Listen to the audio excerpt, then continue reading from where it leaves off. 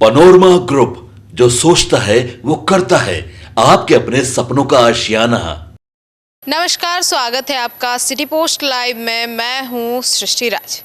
आज हम बात करने वाले हैं तेज प्रताप यादव के बारे में और हमारे साथ मौजूद है हमारी सहयोगी मुस्कान। तेज प्रताप यादव महुआ से चुनाव हार गए और अब वे अपने आवास को खाली कर रहे हैं और काफ़ी भावुक भी दिखे। तो क्या था वो माहौल, क्या था, कैसा था? देखिए, आप स्क्रीन पे भी देख रहे होंगे और तेज प्रताप यादव परिवार से निकाले गए। एक महिला से प्यार करने के लिए परिवार ने निकाल दिया कि चुनाव पे असर पड़ेगा, उसका कोई असर नहीं पड़ता और ना पड़ रहा है।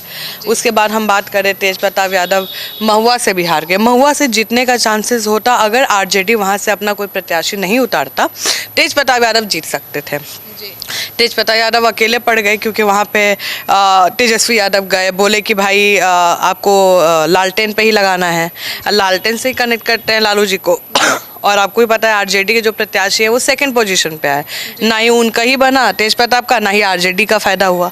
अगर तेजस्वी यादव थोड़ा सा सोचते और अपने भाई के लिए वो जगह खाली कर देते तो उससे रिलेशन भी अच्छा रहता और जीतने के चांसेस भी होते कि भाई ठीक है, यहाँ से कोई नहीं है, तेज प्रताप को देना है। तेज प्रताप यादव को आप जानते हैं, भावुक आदमी हैं, ज़्यादा दिमाग नहीं लगाते हैं, ज़्यादा पॉलिटिक्स में नहीं पड़ते हैं, जो दिल में होता है वो सामने हो जाता है। और तेज प्रताप यादव बहुत भावुक दिखे हैं। वो घर देखिए, जब अपना घर से निकाल दिया गया तब वो आवास पे रह रहे थे, आपको पता है, परिवार के साथ रहते हैं। तेज प्रताप यादव राबड़ी देवी के बहुत क्लोज है, मीशा भारती के बहुत क्लोज है, बच्चा की तरह वो देखते हैं।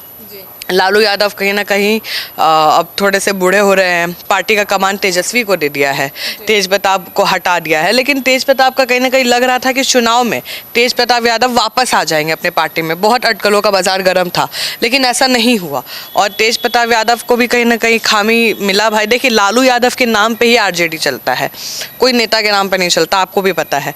तो लालू यादव का जब नाम हटा तो तेज प्रताप को जनता ने भी कहीं ना कहीं नकार दिया, महुआ की जनता ने।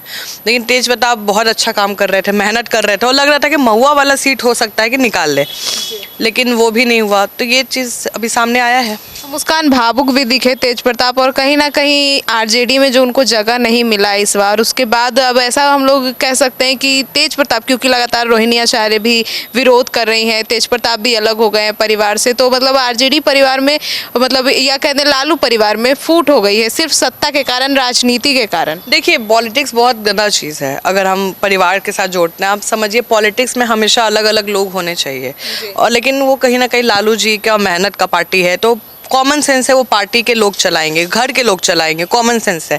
कल आपका भी कोई बड़ा कंपनी होता है तो आपके पिता का है तो आप चलाइएगा, आपके भाई बहन चलाएंगे, कोई बाहर का आदमी ऊपर मैनेजमेंट में तो नहीं रहेगा।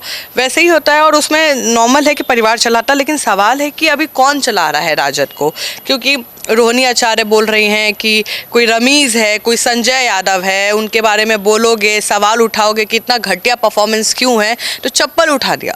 रोहिणी आचार्य भाई आपकी कार्यकर्ता नहीं ना है, आरजेडी की कार्यकर्ता नहीं ना है, घर की बेटी है, बिहार की बेटी है। रोहिणी आचार्य वो है, जब किसी ने किडनी नहीं दिया तो रोहिणी आचार्य ने अपने पिता के लिए किडनी दी। शादी हो गया है, आप सोचिए, वो आ रही हैं सिंगापुर से अपने भाई के लिए और उनको ये ऐसा रिस्पांस मिल रहा है कि उन पर चप्पल उठाए जा रहे हैं, गाली गलौज हो रहा है। तो ये बहुत शर्मनाक है और कहीं ना कहीं जब ये पब्लिक होता है शिष्ट, कई सवाल जजमेंट सामने आते हैं। तेज प्रताप यादव रोहिणी के बहुत क्लोज हैं और उन्होंने कहा कि मैंने तो पहले से जयचंद का नाम बोला है, जयचंद है, लेकिन नया नाम आ गया रमीज़, ठीक है, और उनके बारे में भी हमने वीडियो बनाए हैं, आप ज़रूर देखिए।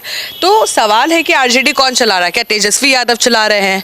लग तो नहीं रहा है, बाहर के लोगों को लग रहा है कि संजय यादव, रमीज़ और भी कई लोग होंगे जो ये चला रहे हैं। तो तेज प्रताप का कहना है कि आरजेडी को खोखला कर दिया गया है और इसका कहीं ना खामियाजा वो आज भोग रहे हैं। जी, तो मुस्कान, अभी भी क्योंकि रोहिणी आचार्य के मैटर पे भी काफ़ी राजनीति से जुड़े लोगों ने रिएक्ट किया, पप्पू यादव ने भावनात्मक ट्वीट किया, उन्होंने पोस्ट किया, उन्होंने कहा कि ये बहुत गलत है, घर की बेटी के साथ ऐसा हो रहा है, वे राजनीति छोड़ रही है।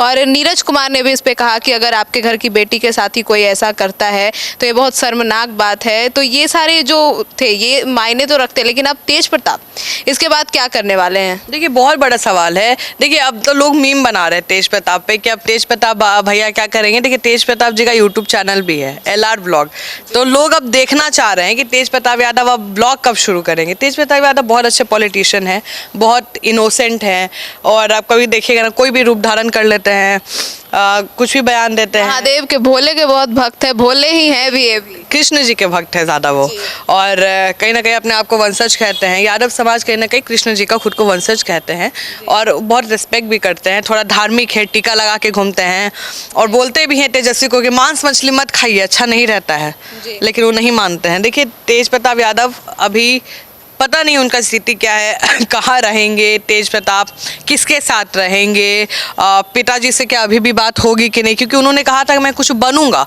फिर मैं अपने पिताजी के पास जाऊंगा, तो वो बन तो नहीं पाए, घर भी खाली हो रहा है।